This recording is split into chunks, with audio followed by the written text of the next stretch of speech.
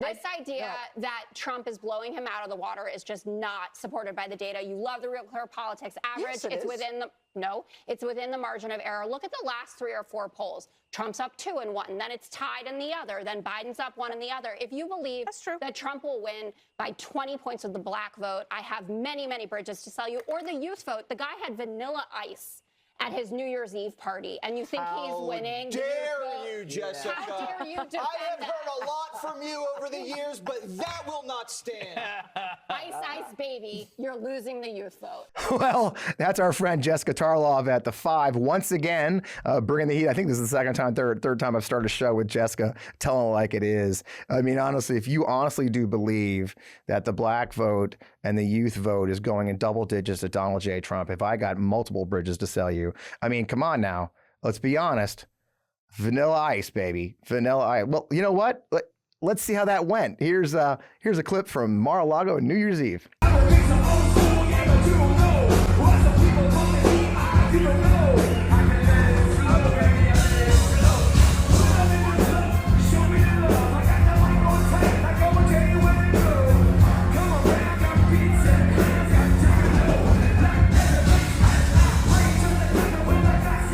Cool. I mean, that was something, right? You know, and we've been all kind of mocking that whole thing about how ridiculous it is, right? I mean, that was the big guess is Vanilla Ice, and straight from 1991. But I tell you what, the Trump campaign, the Trump family is positive. They've got the winning issue. They got the winning coolness. Matter of fact, here's Laura Trump on her podcast talking all about just how cool it was, and you should have FOMO because you weren't there. Vanilla Ice, forget it. Ice Baby, Ninja Rap. Like, what do you want from us? We're doing everything super cool at Mar-a-Lago, and I loved it. It is a great time, like 700 people there. Of course, the greatest president in the history of the country there. My father-in-law, Donald Trump, was there with my husband. We had a great group of friends. We had an awesome time. Yeah, you know, they had it all. They had Vanilla Ice, and they had a Ninja Turtle, and 700 of Lara Trump's friends at Mar-a-Lago. I mean, you really missed out, folks. And that's their winning message right now. The royalty, the playing their games in Mar-a-Lago in Florida. So they're really in the youths, the youths. And it's easy to mock these people and their disconnect from reality. But, you know, politics is complicated, right? And there's no amount of reality that's having a hard time interfering with people's views these days, right? And so I really wanted to get a guest this week. I thought it was the perfect time to talk about the difference between vibes and reality, and the polls and the methods and the youth and everybody else and what's matters. So we got a great guest. We got a great show. Let's just get right into it.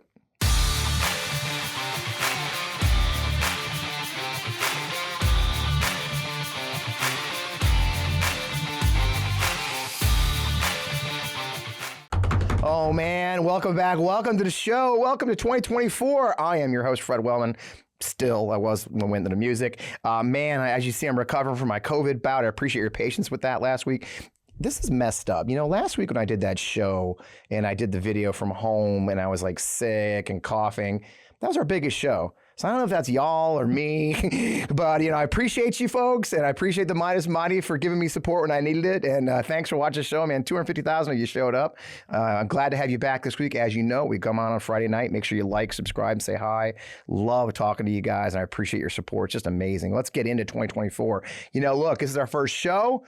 Guess what, folks? It's officially election time. It's the election year. It's 2024. A lot of issues going to come up. We're going to talk a lot about preparing our democracy for what's coming. And I just really wanted to start the year off right. I'm thrilled to have a returning guest. John Della Volpe joined us on the old days of before we joined the Midas Touch. John, of course, if you don't know him, I don't know how you don't know John Della Volpe by now, but he's the director of polling at the Harvard Kennedy School Institute of Politics, author of the great book, Fight, How Gen Z is Channeling Their Fear and Passion to Save America, as you can see here, available online in your favorite bookstore, I'm sure. Also the founder of Social Sphere, a Cambridge-based public opinion analytics company. And by the way, also writing a fantastic newsletter, JDV on Gen Z on Substack. I can't recommend it enough. You need to subscribe to that one. I was just reading this morning. John, you're doing great. Man, it's great to have you back, my brother. Thanks for coming on the show.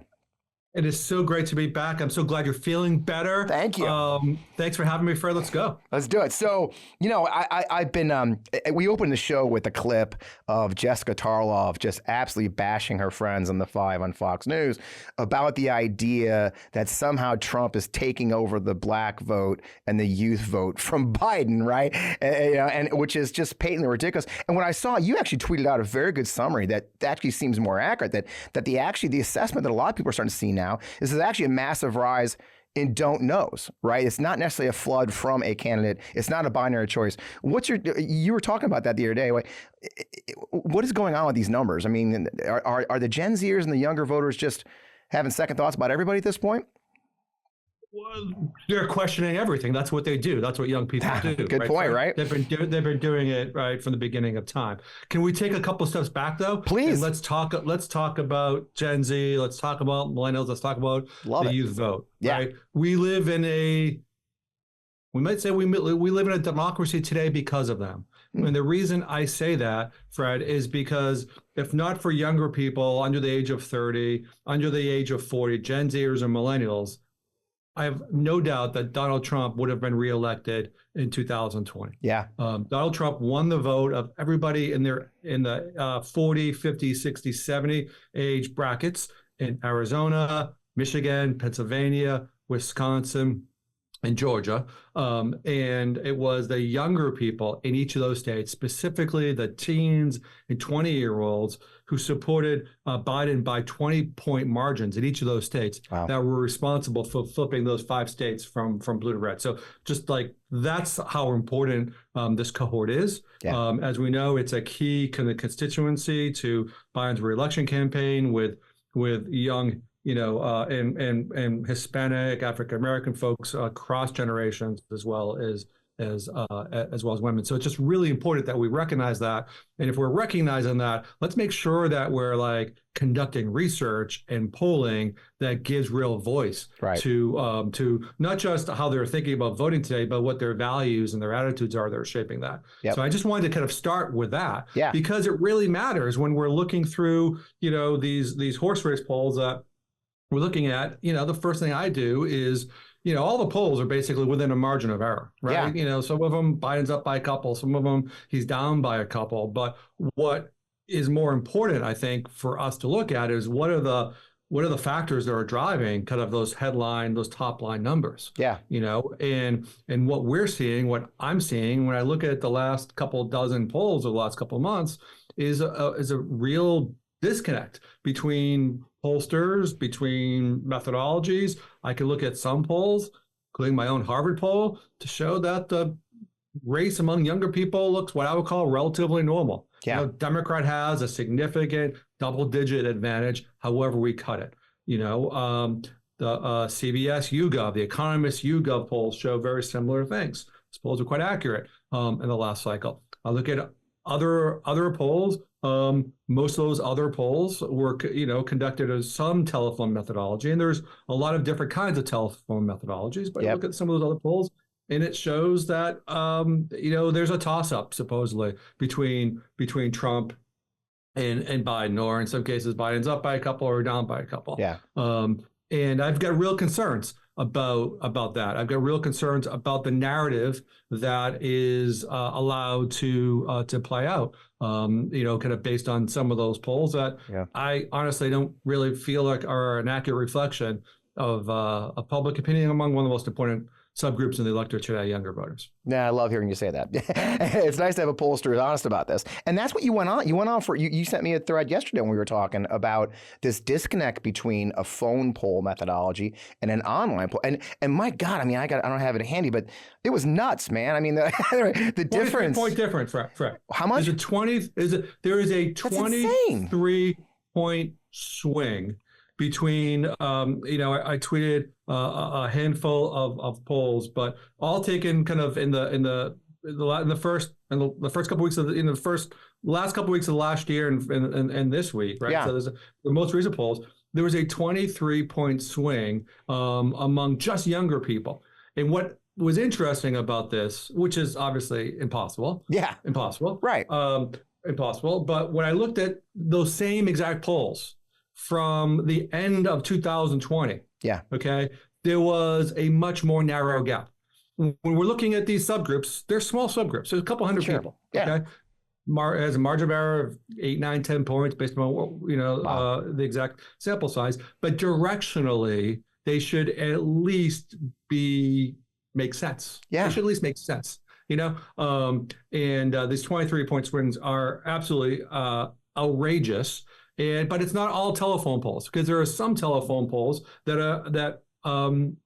are showing it more like an online poll. Okay. So it's not just telephone versus online. It's much more complex. But again, the issue is when there was a USA Today Suffolk University poll, it's a solid poll, right? But that's one of the polls I cited in terms of kind of having that youth vote kind of upside down, and that driving basically a half a week's worth of news, saying that there's a significant issue with younger people moving towards Trump.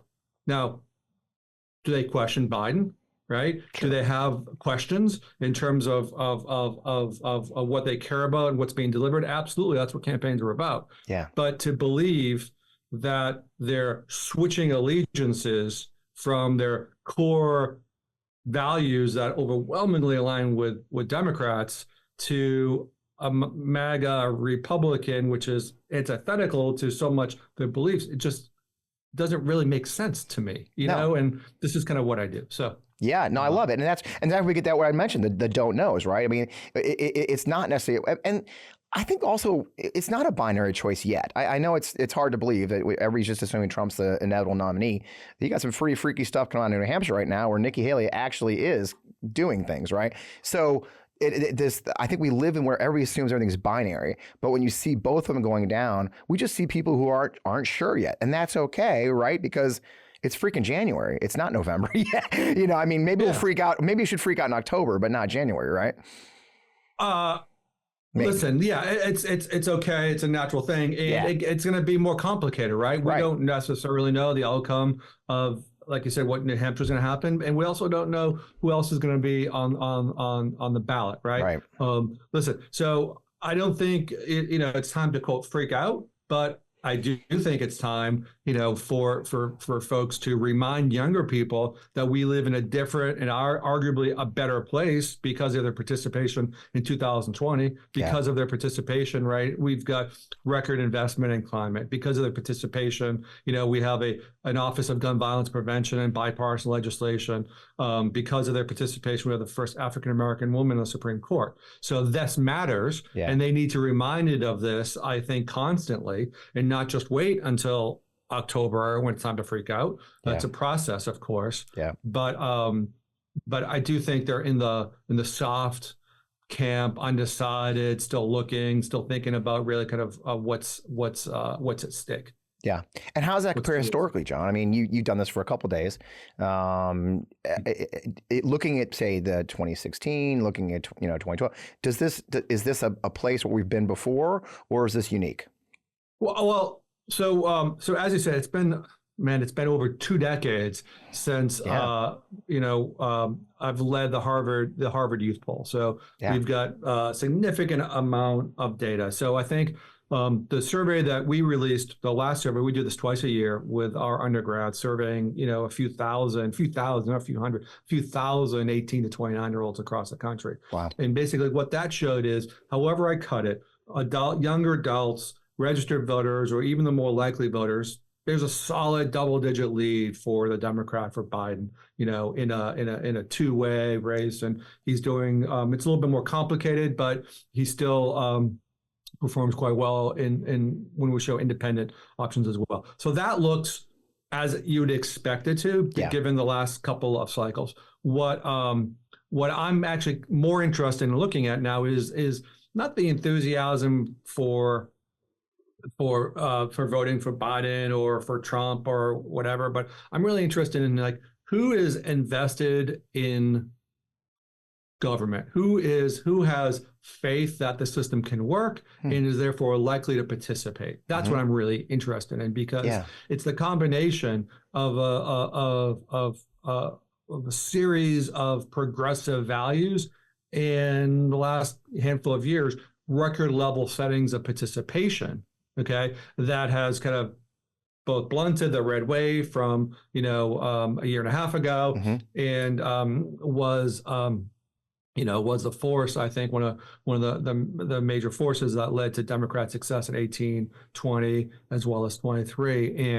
And at this point, it looks like there's a fewer number of younger people tell us they're likely to vote in 24 relative to 20. 20 was the high watermark, Sure. right? But that's kind of what I'm really kind of focused on. And that's when our students come back to campus in a couple of weeks, that we'll begin to really kind of dig into that as we prepare for our next poll this spring. And something I pulled from it too was a discussion that I thought was interesting about the difference that you're seeing a gap, though.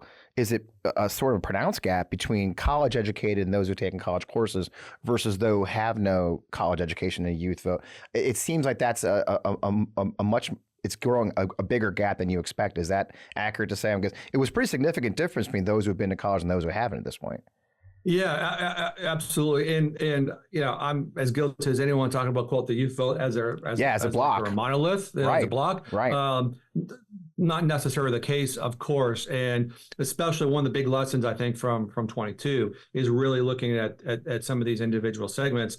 One of the more important ones, as you said, is those with a college experience, whether they're a student or a recent grad. When we look, for example, in 2020, in the last presidential, young people on college campuses voted in most cases at close to the level of the average American, level participation which is 60+%. Yeah. Right.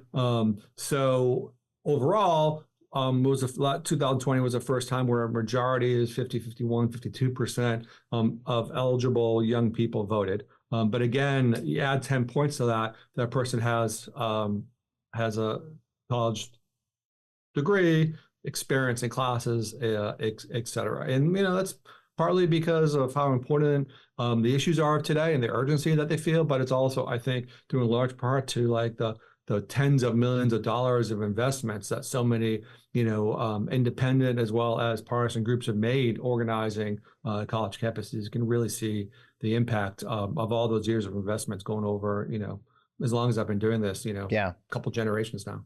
But how do you capture those who haven't been to college, those who've gone into the workforce, those who are working in, delivering trucks, delivering packages?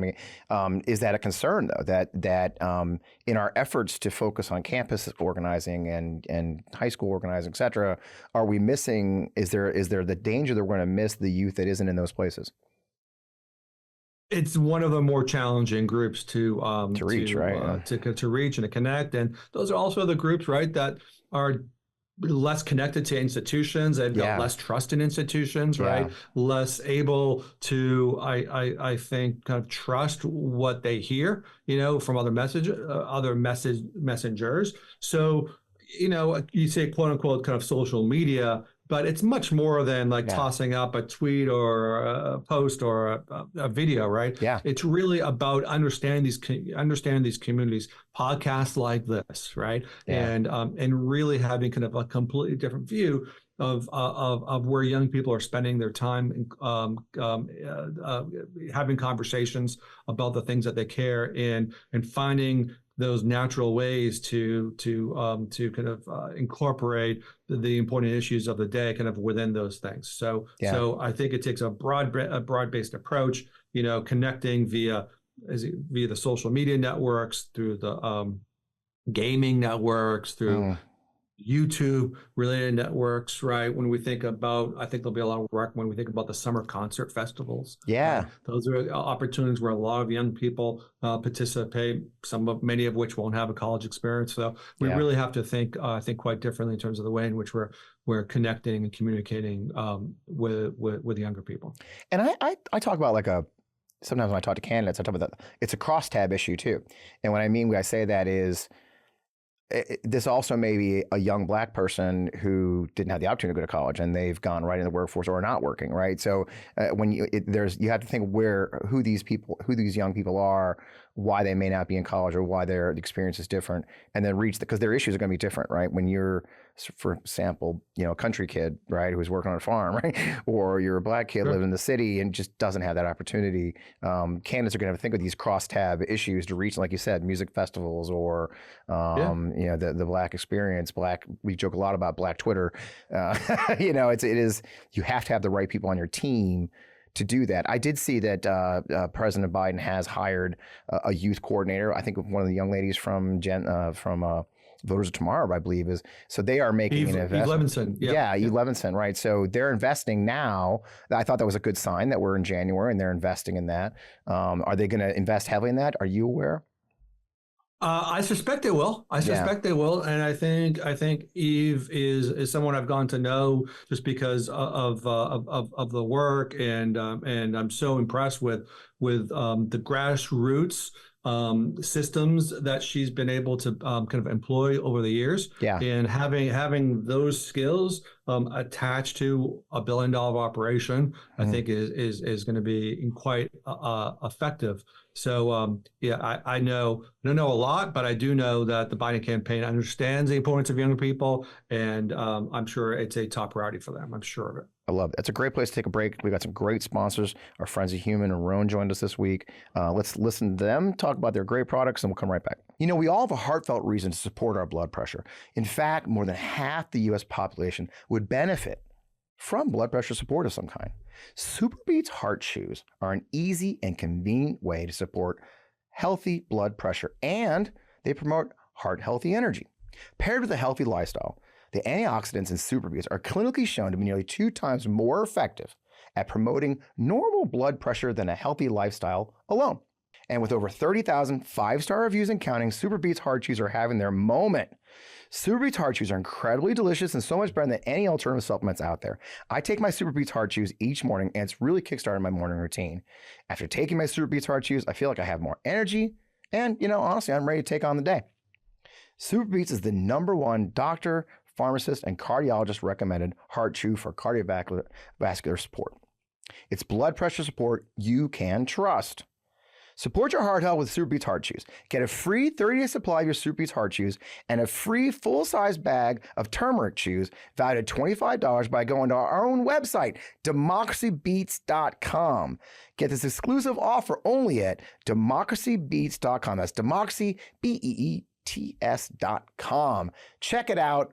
Order some heart chews today. We recommend them highly. If you're like me, you understand the pain of finding out what to wear each day. I mean, most clothes I have are uncomfortable, never actually the size I really am, and not to mention how much time is wasted trying to find a good outfit. And when you do have a good fit, you can only wear it for a few hours. We have to change for an important meeting or dinner, find a new outfit. Now, everyone wants to dress well at all times because, simply put, it's a confidence booster, even for men like me. Men's closets were due for a radical overhaul and reinvention, and Roan stepped up to the challenge. Roan's commuter collection is the most comfortable, breathable, and flexible set of products known to man, and here's why. Roan helps you get ready for any occasion with the commuter collection, which offers the world's most comfortable pants, dress shirts, quarter zips, and polos.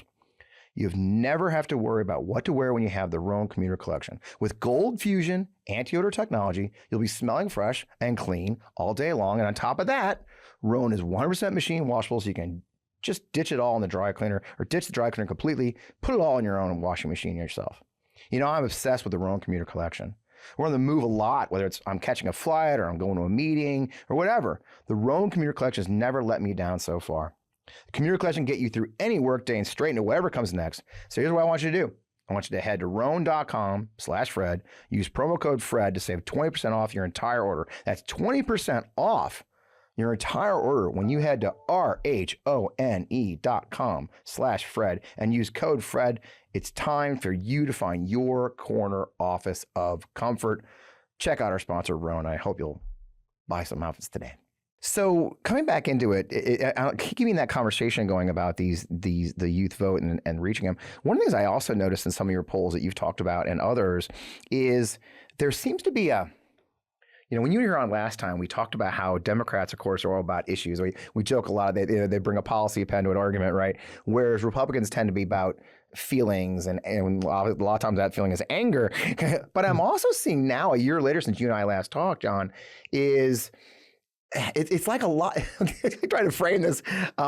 It seems like vibes are running the conversation these days, and I mean, vibes being the way I frame it. Because, for example, there was a poll the other day that said, I think I want to say it was like 69% of youth are happy with their personal financial situation, but something like 29% flipped and said the national economy is bad. That's a really weird disconnect, right? Like you have people saying, hey, and that was at all ages, by the way, that they're happy with their personal financial situation. But consistently they said, yeah, but the national economy is trash.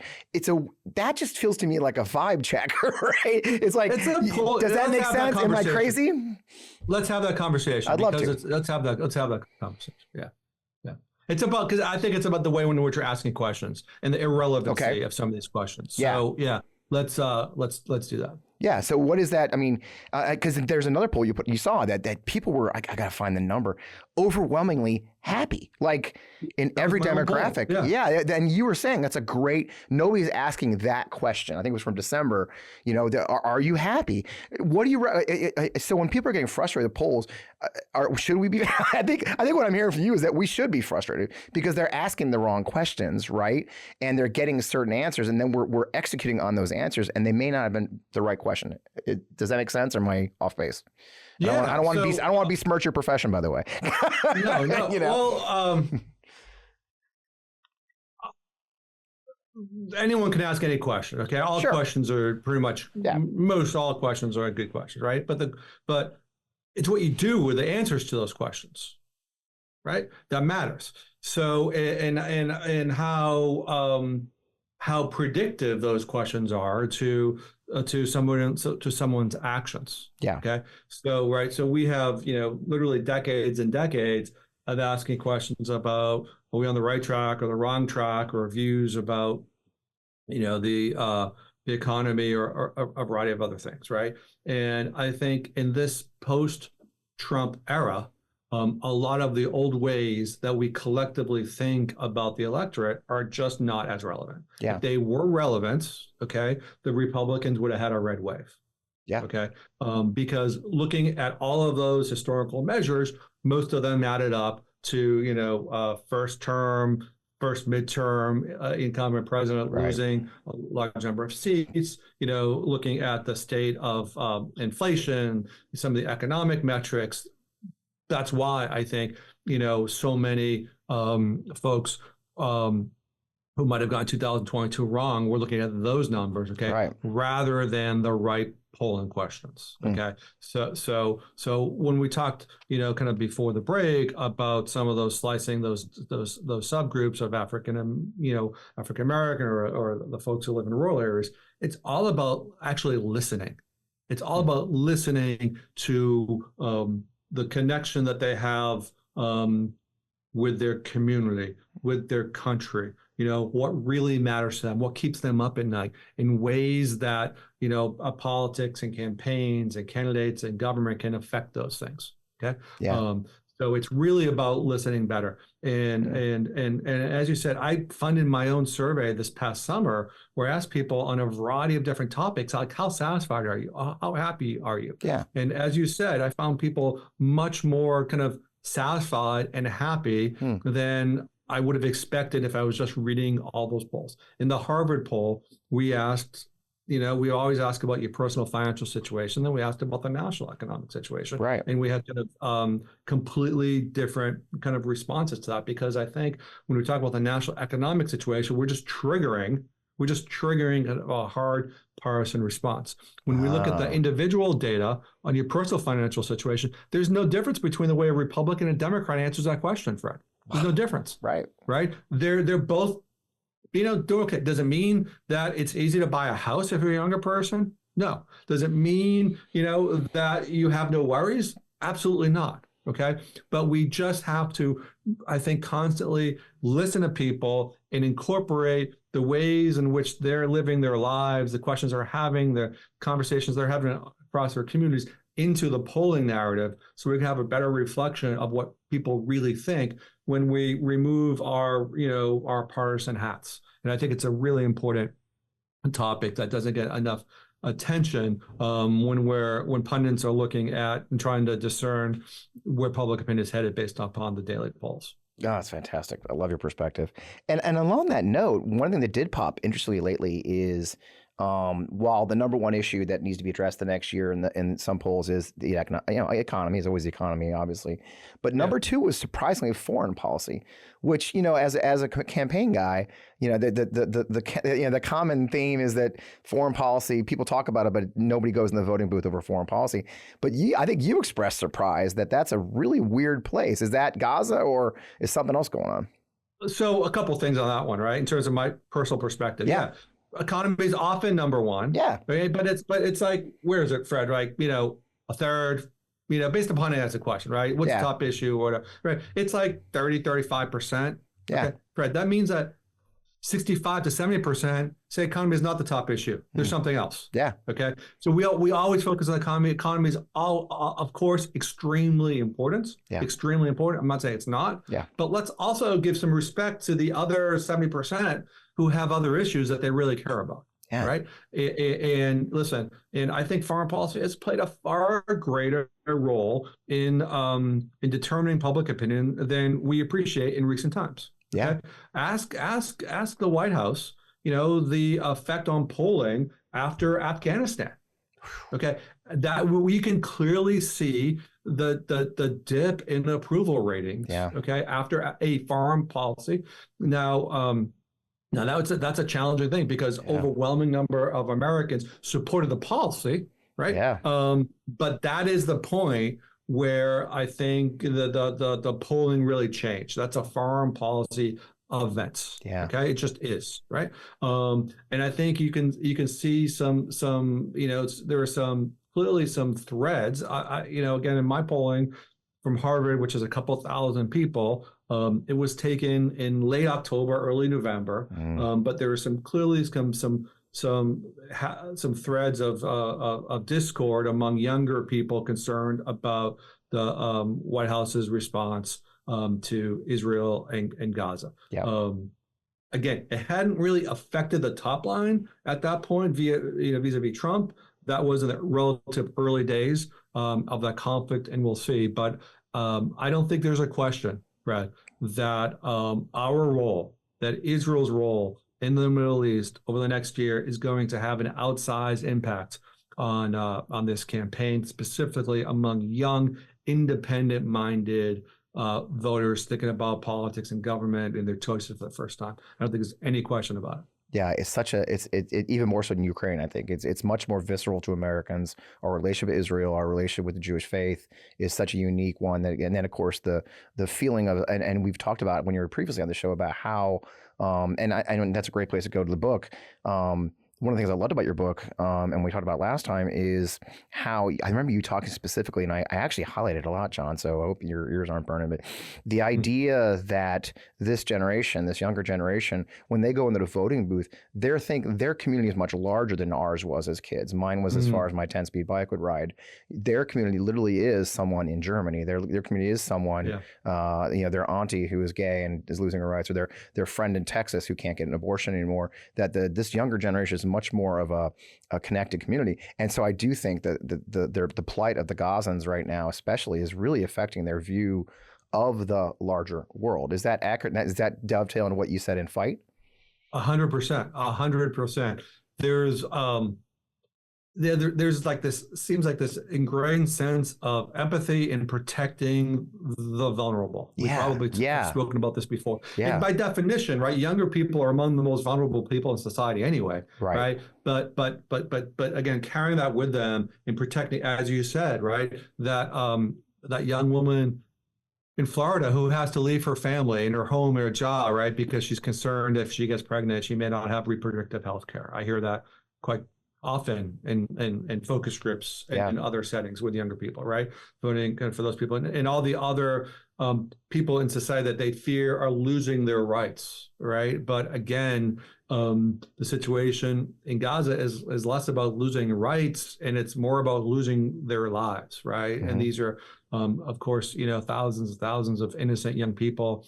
And it's happening in real time, of course, seeing the images both on their phones and through television, et cetera. It reminds me of the images after, among many sets of images, but it reminds me a lot of the images The days after Memorial Day 2020, when George Floyd was murdered in Minnesota. Right. Yeah.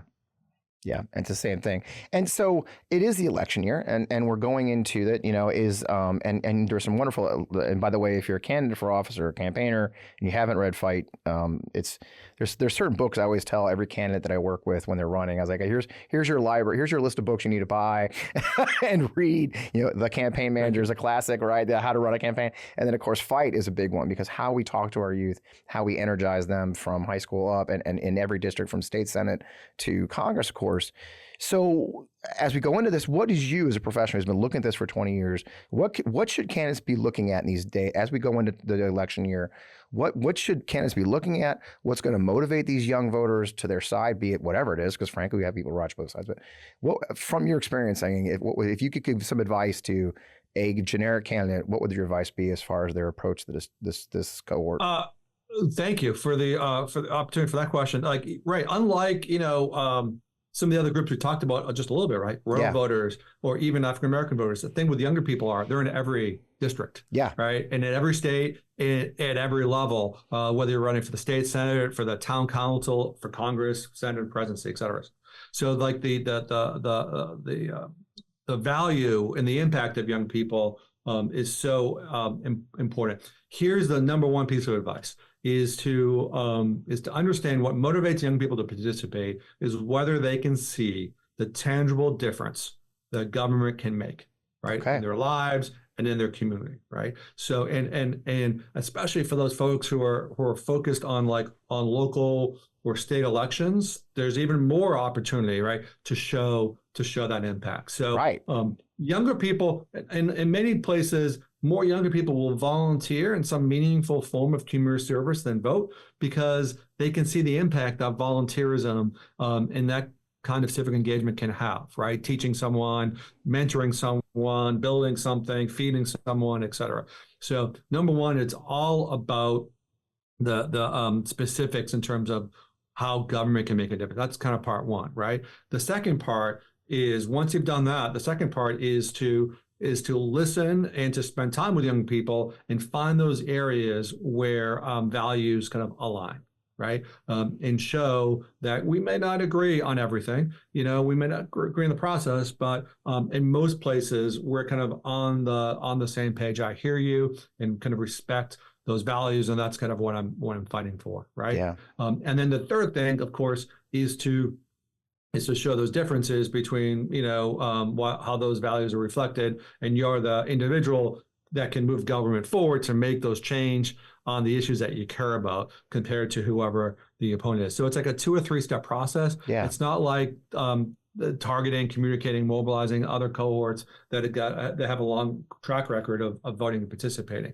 So that's kind of like the high level advice. But the other just really thing that I get a lot of value in is just listening, right? And whether that's I'm a big advocate of qualitative research, of focus groups, or even less sophisticated or less formal versions of those. You can learn so much by just surrounding yourself, with a representative group of young people from your area. Yeah, listen. Yeah, and just like you said, listen. I think you're absolutely right. And that's been my experience as well. Especially this youth want to hear. We just had an incident here, and it made national news. There's a school district, Francis Howell School District, across the river from us here in St. Louis, who had a little MAGA takeover of their district. First, they rescinded an anti-racism measure they had written during the George Floyd circumstances, and then they decided to get rid of Black history courses and Black literature courses that were optional courses, but had been sent by the SLPC. So they decided it was, woke. And the thing is, it blew up in their face. Immediately over 3,000 students, and this is a very overwhelmingly white district, by the way, overwhelmingly white district. But thousands of the students protested and marched and showed up at the school board meeting, and damned if they didn't actually force the school board to rescind that and reinstate these courses as optional courses. So this cohort is active at the youngest age now. So I feel we ignore them at our risk, don't we? Well, yeah, certainly that community, and there are a dozen of examples of that as well. Yeah, Fred, when we were their age, we voted at least in the midterm elections at half their level. Yeah. At half the level. So and nobody asked us to, really. Let's be honest. Right. Exactly. So baby boomers, Gen Xers, and even millennials were in that 18 to 24, 18 to 29-year-old cohort. They voted at half the level of this generation. Yeah. So the key is to realize their kind of their passion, that urgency, that fight that they have, and really kind of tap into that. Yeah. And show what they've earned based upon the efforts they put in already. Remind them of those things, right? They haven't, we haven't gone to that promised land, right? We've made progress. We haven't gone all the way there, but we've made progress because of their participation. Remind them of that, and then and continue to kind of encourage them. They need to be. That's the thing, right? They need to be asked. That's just part of all of us, right? You asked me to be on the podcast. I wasn't volunteering to be on the podcast. You asked me, I did it. Same thing with voting. Same thing with voting. Right? Yep. It's funny. I back at our school where you work, I went to grad school there in 2007. I took a class from Steve Jardin, pretty well known campaign manager, and Steve's class was on how to run for office. And one of the most poignant things he told us that stuck with me for years was how important it is to get your candidate to ask for a vote. And people kind of looked crazy, like, no, you'd be shocked how important it is for you to look someone dead in the eyes and say, I need you to vote for me. Will you please give me your vote? And that was 20 years ago, right? And it's as important now, and you're right. And it's funny, while you were talking, I said it offhand, but I don't remember anyone doing outreach to me at the age of 18. Now, mind you, I was in the Army, but still, I never heard any kind of in 1980s of reaching out to youth and getting us to vote. We were just expected. But you're right. It is going to have to be a concerted and directed effort to reach out to this cohort and bring them into the fold. Hey, that's why we started the poll 20-something years ago, right? Because that wasn't happening, right? Yeah. And thankfully, there's been a lot of attention on this in terms of value, so it's easier. We're making it easier. We're telling you what they think about, what they care about. And there's been tremendous, investments, by individuals and by the parties over the last couple of decades, by campaigns to do that. And we can see the effects of that. My shorthand, basically stolen from Deval Patrick's campaign for governor of Massachusetts. Yeah. Identify, empower, and then ask, right? And that's really kind of the key. Identify these cohorts, specifically young people, empower them, let them know that you're here, you're listening, but then ask them to do something, not just vote, ask them to help you organize, to raise money, to do all the things that are necessary to give energy to those campaigns. Show up. Just be there, be active. I love it. Do your job. Yep, that's it. Well, John, man, I could talk to you for an hour or two. Obviously, it's always a joy to talk to you. I did kind of plug it top. Where can people find you, brother? Great. All of our Harvard data is at IOP on the Harvard IOP website. Yep. At socials, my social sphere website, Della Volpe on Twitter or X, Della Volpe on Instagram, and thank you for that plug of that Substack, JDV on Gen Z. I love it. It's one of my must reads, and I get a lot of Substacks now. I write my own, not enough, by the way, but yeah, it's always great insight when you're yours, and I really appreciate it. Recommend to my candidates and everybody. So, John, man, keep it the fire, brother. I really appreciate your time. Always. Thanks, Fred. Good seeing you. Man, what a great conversation, right? It's and I love having guests that challenge what I think, challenge my assumptions, question my assumptions, and then we learn something from them. So I hope you got something great out of that. Look, there's a lot of issues here to deal with. We have to unpack. We have to think about what's happening, but it's not binary, folks. I think that's the biggest thing for me as I was getting ready for the show is that this, we live everything's black and white now, right? Every pundit has to be black and white. There's very little gray. There is gray here, right? There is dissatisfaction with what's going on in our country. Look, we'd be foolish and in denial if we didn't admit that there's a challenge with Mr. Biden's age and some of the foreign policy things that have happened between Afghanistan. Look, if you ignore those and act like that's not true, you're just going to get bit by them. But so for me, I'm a campaign professional. As a campaign professional, you have to be very honest with yourself, with your candidate, with your campaign. Say, hey, look, these are some of our weak points. How do we address them? There's lots of time. It's January. We're going into November. You heard from John how much can be done. we as Americans who understand our democracy, the need to support our democracy, can do a lot of things and get involved in a lot of ways. Look, your state, local races need you right now. The real democracy, as my friend David Pepper calls it, the laboratory of democracies at the state houses. You can be involved in your democracy much more than writing checks. We love those, but you can be involved in a lot of really interesting ways, and I hope you will. I hope you'll do more than just watch and share, which, by the way, I love you for that. Watch and share the show, tell your friends about the show, but also get involved, man. This country is ours. This democracy is ours. We do live in a constitutional republic, and that means that you and I have to participate in it to get representatives who represent us and not themselves, represent you and not the special interest, represent you and your beliefs and not just what they're told in their churches on Sunday. That's up to us. So I still feel strongly what I say to every time. We are winning. We're on the right path. We're doing the right things. We've got great. The economy is doing much better than it's been in ages.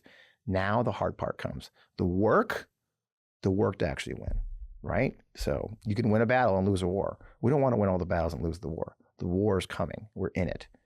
Keep up the fight. With that, I'm not going to bore you to death. If I'd love you, I'll send you a note out on Substack. Please follow our Substack.